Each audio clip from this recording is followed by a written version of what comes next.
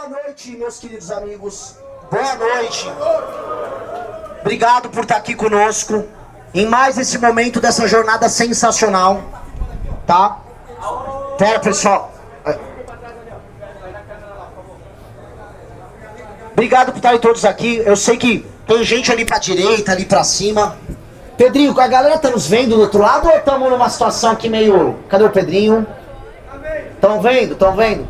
Pessoal, muito obrigado. Diziam que seria absolutamente impossível a gente construir a jornada que a gente está construindo no Maranhão. É supostamente, talvez, a última grande fortaleza eleitoral do Lula junto com a Bahia. A fortaleza eleitoral que permitiria o Lula se reeleger nessas eleições agora. Só que o que a gente está vendo aqui, e eu volto a falar porque eu rodei Imperatriz, eu rodei Balsas, eu fui para Estreito, subi o estado todo, vi os lugares mais peculiares que eu poderia ver em todo o Brasil. Passei em Marajá do Sena, uma das cidades mais pobres do Brasil. E em todos os lugares, absolutamente todo, para minha surpresa, porque aqui eu não vou vir com aquele papo, não, o povo tá com a gente, é muito carro, é muita moto. Não, eu não vou vir com esse papo. Eu fiquei muito surpreso. Para minha surpresa, em todos os lugares que passamos, as pessoas reconheciam e apoiavam.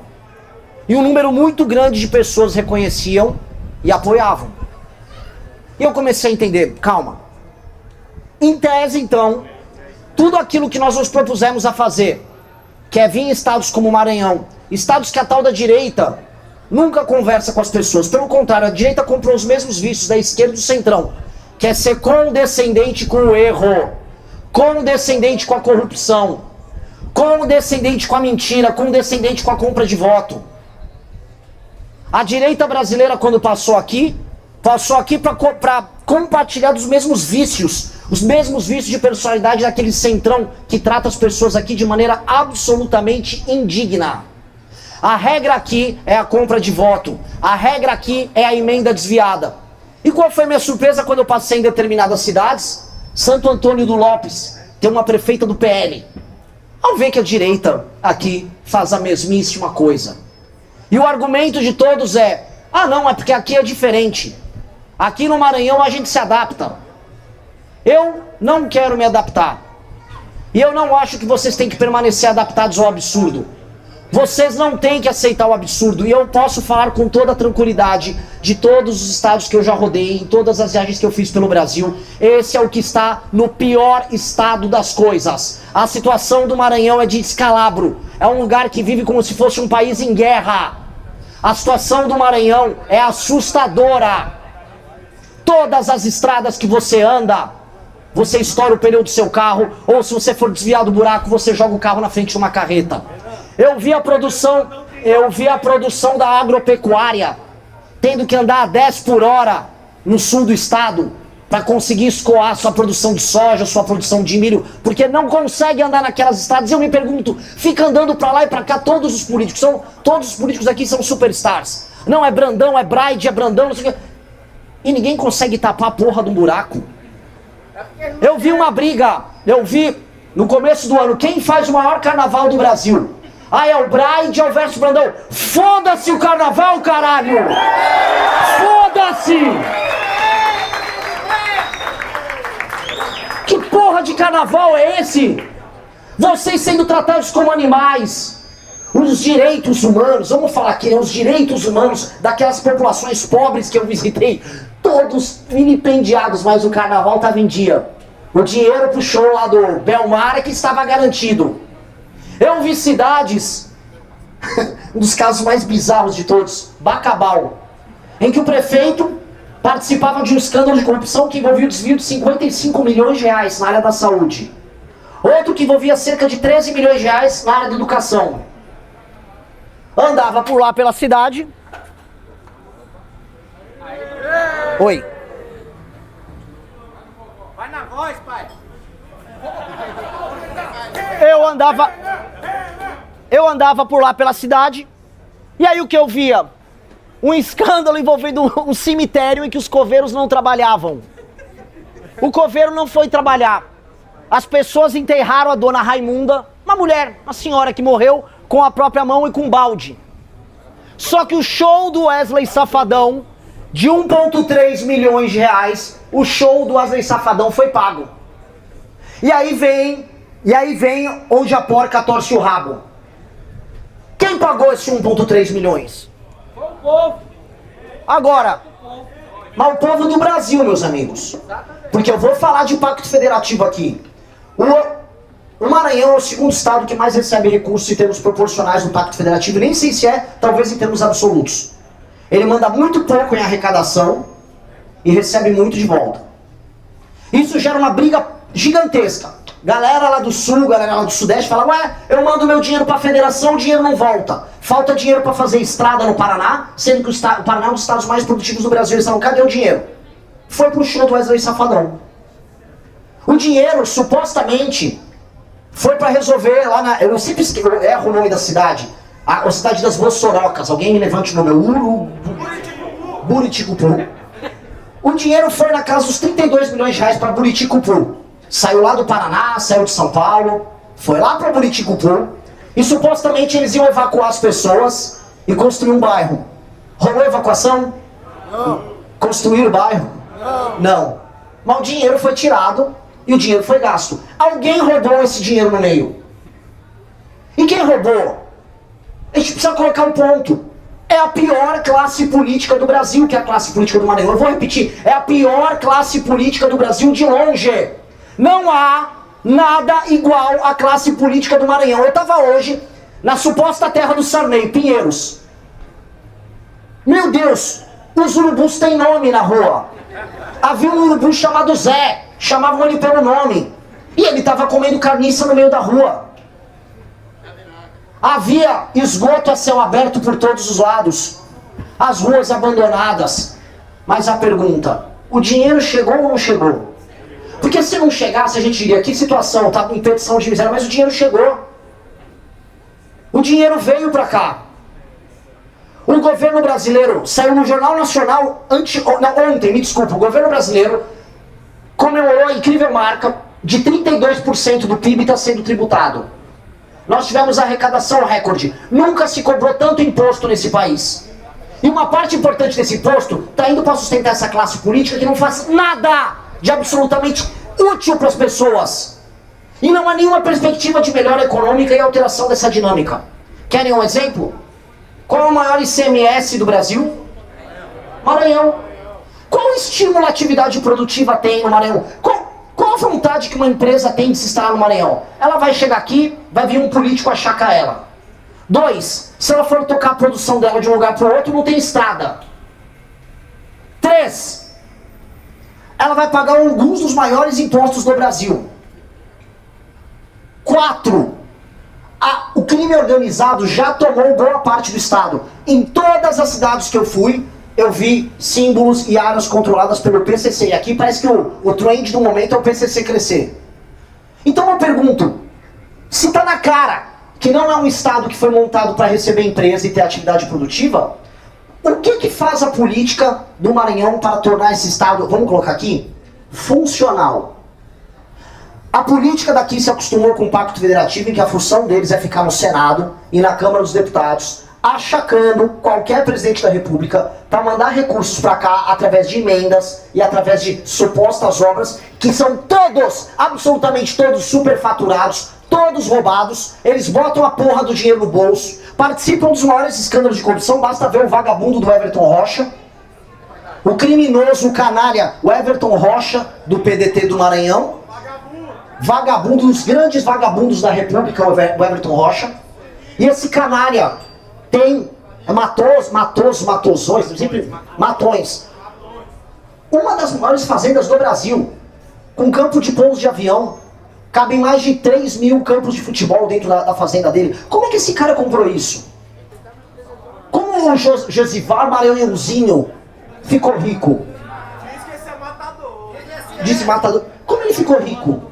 De onde veio o dinheiro dessas pessoas? Meus amigos, foi criada uma classe política parasitária, uma elite aqui, completamente parasitária, vivendo de uma coisa: ir para Brasília, achacar o presidente em questão, não importa qual seja, pegar recurso, aí entrega um boquete, que é o novo trend. Não, bota um boquete aí na rua, bota um boquete na rua das pessoas, mal feito, a rua vai voltar a ficar esburacada em menos de um ano. E enfia a diferença, o sobrepreço no bolso. Eis a história política de vocês. Então todo o estímulo da classe política do Maranhão é construído para manter esse esquema de ir para Brasília, botar uma faca na cabeça, no pescoço do presidente, fazer acordos com todo mundo que importa no Senado, e jogar a verba para cá, rouba, engana as pessoas, compra o voto e gira o ciclo a cada 2 eleições. O que nós precisamos propor aqui para o Estado, e eu vou repetir, foi de longe a viagem mais transformadora que eu fiz para o Brasil. Eu, como ser humano, estou transformado. Basta ver o esforço. Eu fui dormir hoje às 7 da manhã, porque foram sequências de pneus furados. E o que eu digo para vocês é o Estado que está na pior situação em todo o Brasil. A situação do Estado de vocês é desesperadora. Porque é um Estado hoje inviável. O Maranhão hoje é uma inviabilidade. E político que me apareça dizendo por aí, não, porque agora eu vou ganhar, porque agora é o Brand, agora é o Brandão, assim que é o Brand. É mentira, é mentira. O jogo é bem simples. Se quisessem fazer o Maranhão crescer, não estavam cobrando o maior ICMS de todos. O jogo deles é ir em Brasília, achacar a presidente, pegar dinheiro, botar no bolso e entregar uma migalha para os mais pobres. E vocês estão aqui? Aqui tem pessoas pobres e pessoas de classe média. Vocês são os otários que pagam essa conta. E que não dispõem, e esse é o ponto, de meios de ação de enfrentar eles. Eu tentei entender, eu tentei ter conversas. Em todas as cidades que nós fomos, eu conversei com as pessoas para entender qual é a dinâmica, porque é diferente da dinâmica de onde eu venho. Em São Paulo é um estado de pessoas de classe média, vocês entendem isso? Há pobreza? Lógico que há, mas é um estado de pessoas de classe média. E a pessoa de classe média é uma pessoa enxerida. Por excelência, o cara de classe média acha que ele tem direitos, que ele é um cidadão, e que ele pode participar das discussões políticas na cidade dele. Ele é como se fosse um homem livre na ágora. E ele quer ter opiniões. Bom é um país em que as pessoas são assim, certo? As pessoas mais humildes aqui, e mesmo as pessoas de classe média, não acham isso. Elas não conseguem perceber isso, porque elas acham que a política está muito distante delas, porque essas figuras são muito ricas, muito poderosas, elas dispõem de muitos meios de ação. Todos esses políticos do Centrão concentram os empregos nas prefeituras pequenas. Mesmo as pessoas mais pobres, que são vítimas desses caras, tem algum parente que está trabalhando na prefeitura e aí não pode falar mal da prefeitura. Vocês viram? Eu fiz uma IRL numa pequena cidade, lá em Marajá do Sena. Vocês viram ali as famílias falando? Todo mundo tinha algum parente na prefeitura e não podia falar mal do prefeito. Dito isso, a vida na cidade é uma desgraça. Então as pessoas, elas ficam numa posição hipossuficiente. Elas não conseguem agir. Elas não conseguem reagir. Elas acham que é impossível fazer qualquer coisa. Porque essas figuras políticas, realmente, e é desproporcional, tem tantos meios de ação, tem tanta grana, tem tanto cargo, tem tanta empresa em esquema, tem tanto rolo em prefeitura, que essas pessoas não acham que dá pra fazer. Pois bem, o que estou vendo aqui, vocês repararam que não estou falando aqui como pré-candidato ou nada. Eu estou falando aqui como alguém que quer dar uma arma para vocês. Eu vim aqui conclamar vocês para uma guerra. Isso aqui é um convite para uma guerra. Nós precisamos destruir a classe política do Maranhão. A classe política do Maranhão faz mal para o Maranhão e faz mal para o Brasil. A classe política do Maranhão precisa ser destruída. Seus principais nomes precisam ser presos. Os principais nomes da classe política do Maranhão precisam estar ou numa jaula ou desaparecido daqui, porque esses caras são um câncer. E não só, existe classe política podre em todo o Brasil. Mas aqui gabarita. Eu tô pra achar um político bom no Maranhão. Vocês precisam agir e vocês precisam se organizar. Isto não é sobre a minha eleição. Definitivamente não é. Eu juro pra vocês, se a gente conseguir criar instrumentos de ação para que vocês aqui comecem a se libertar dessas elites, isso vale mais do que eleger 10, 20, 30 presidentes. Porque de fato, eu já tinha falado, o burro do Flávio Bolsonaro imitou, né? Eu falei, o Nordeste é a solução, mas ele não entendeu isso. O Flávio acha que o Nordeste é a solução porque ele vai ter voto no Nordeste e ganhar eleição. Ele acha que é a solução pro bolso dele, esse filho da puta. O Nordeste é a solução, deixa eu ensinar agora, vamos ver se ele imita direito esse retardado mental. O Nordeste é a solução, porque se a gente empodera o Nordeste que trabalha e produz, e esse Nordeste derrota as suas oligarquias, o Nordeste não vai viver de pires na mão em Brasília. O Nordeste passa a ser parte do Brasil que paga a conta, do Brasil que arrecada, do Brasil de classe média. do Brasil formador de consciências. O Nordeste para de exportar migrantes para outros lugares para viver de maneira indigna em favelas, em bairros pobres e grandes centros urbanos. E passa a ser um lugar que vai receber gente. É isso que o Nordeste tem que ser. O Nordeste como solução é isso. E esse Nordeste passa em derrotar essa elite. E é uma guerra que a gente tem que ter.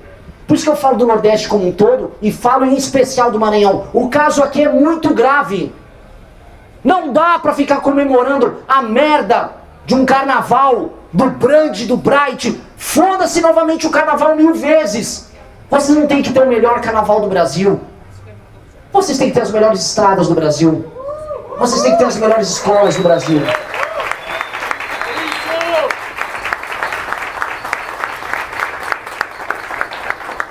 O IDH de vocês tem que melhorar. As pessoas mais pobres têm que comer direito. As pessoas têm que sair alfabetizadas da escola.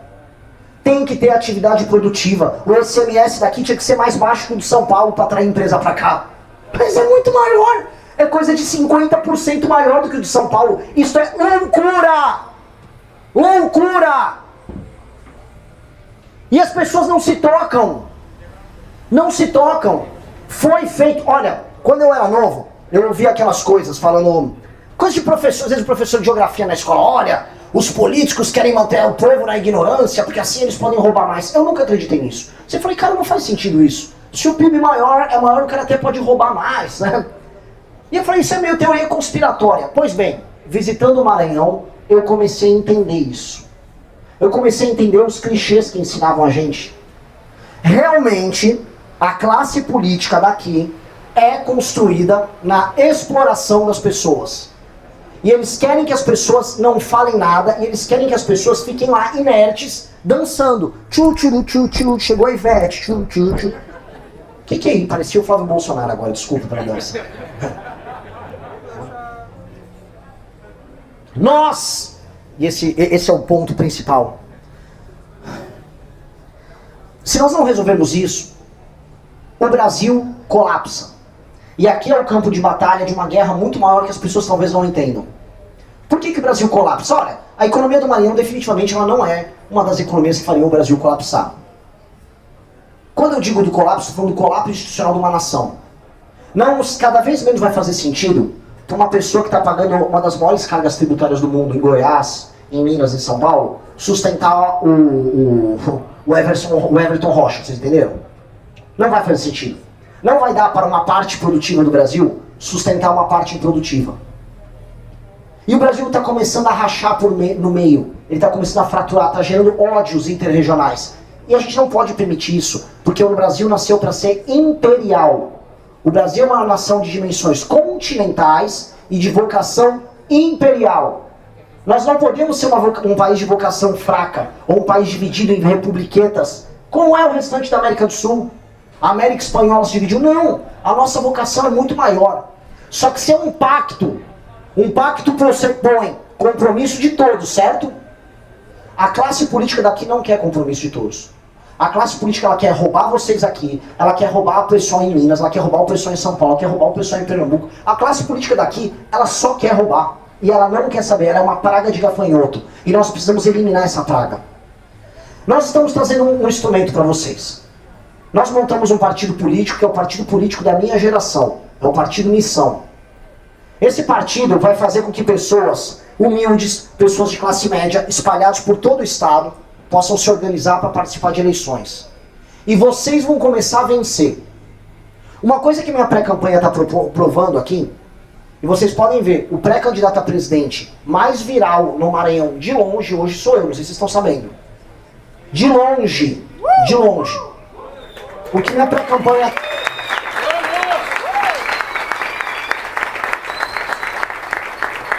O que minha pré-campanha está provando é que dá para falar dos problemas do Maranhão, dá para falar do Maranhão sem ser condescendente. Eu sempre falei isso em todos os lugares, que inclusive falei no Nordeste.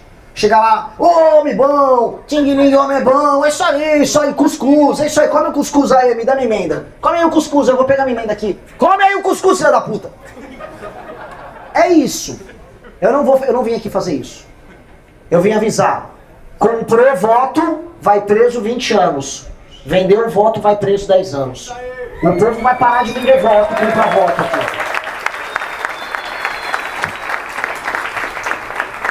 O que eu vim avisar?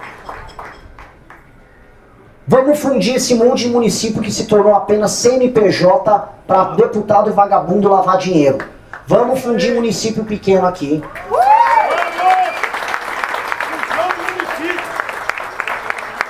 E vamos fazer uma revolução. Qual é a grande revolução administrativa? Veja, meus pais moram numa cidade chamada Vinhedo, no interior de São Paulo. Vinhedo tem várias fábricas, tem plantação de uva, faz vinho. Vinhedo é uma boneca, uma joia. O IDH de Vinhedo é similar ao da Itália. Mesmo assim, Vinhedo tem conta de voto, tá? Lá tem conta de voto, para ver que esse problema é nacional. Pois bem, Vinhedo, os indicadores estão ok. A vida está rolando bem em Vinhedo, seus 70 mil habitantes. Quando eu olho para as práticas na área de educação, saúde, não é que eles acertam quase tudo, mas não vão mal. Estão terminando de cumprir as metas de saneamento básico deles. Há um plano de médio e longo prazo para metas em diversas áreas. E o que eu digo de Vinhedo? Vinhedo se torna uma cidade boa para se viver. Você vai arrumar emprego em Vinhedo, se precisar ir no posto de saúde, você vai ter um bom atendimento. Já tem hospital em Vinhedo, uma cidade de 70 mil habitantes. Só que quando eu olho para cá, há algum estímulo para o político daqui entregar uma educação boa? Há algum estímulo para o político daqui fazer cobertura de água e saneamento básico? Não há. Eu vou falar uma coisa para vocês, para a galera entender. Tem gente, tem youtuber que viaja o mundo, indo para Bangladesh, indo para a Índia, gravar uns vídeos e mostrar, olha como é difícil aqui, você não pode tomar um refrigerante com gelo, porque o gelo foi feito com água da torneira e a torneira foi feita com água sem saneamento tirado do poço e o lençol freático está contaminado porque não tem saneamento básico. Basicamente você está tomando um gelo de cocô. Pois bem, isso acontece aqui no estado, vocês entenderam?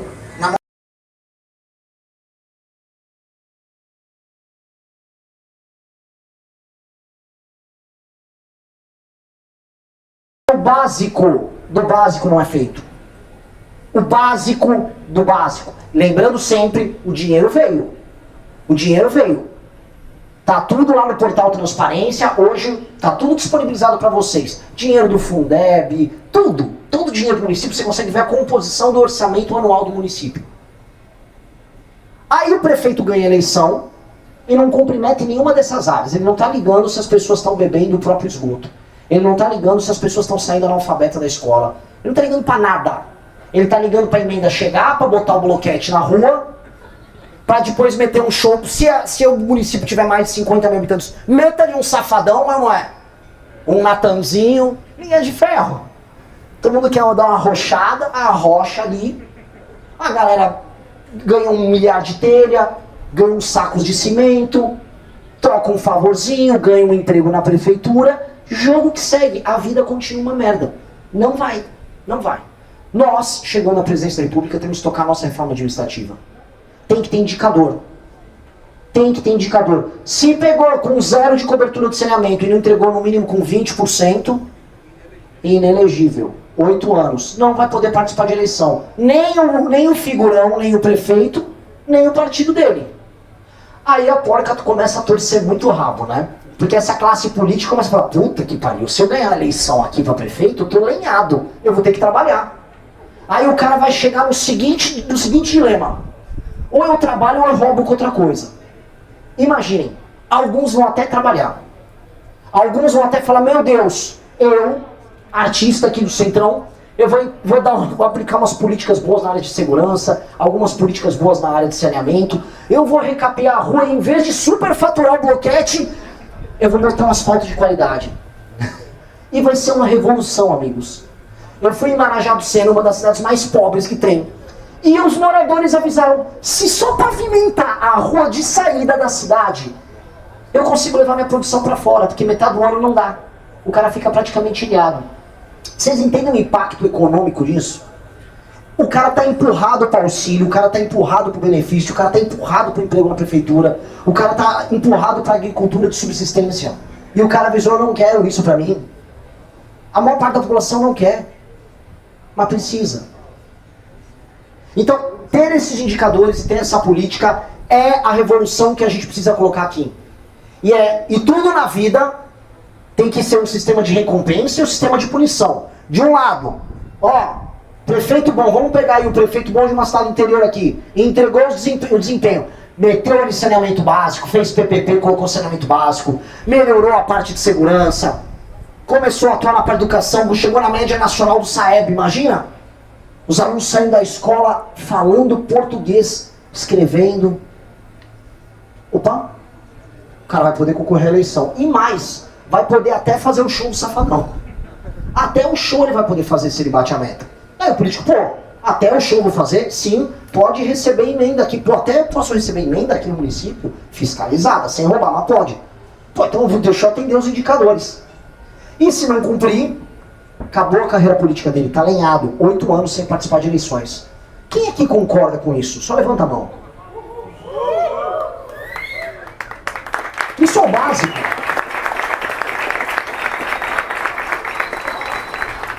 Isto é o básico. E nós podemos entregar o básico. Veja, eu não estou propondo nada revolucionário. É que propor o normal na terra do absurdo parece uma revolução. Gostou desse corte? Assista às lives diárias no canal MB Live TV. E para mais cortes como esse, se inscreva no Rabo da Onça e fique por dentro das novidades da missão.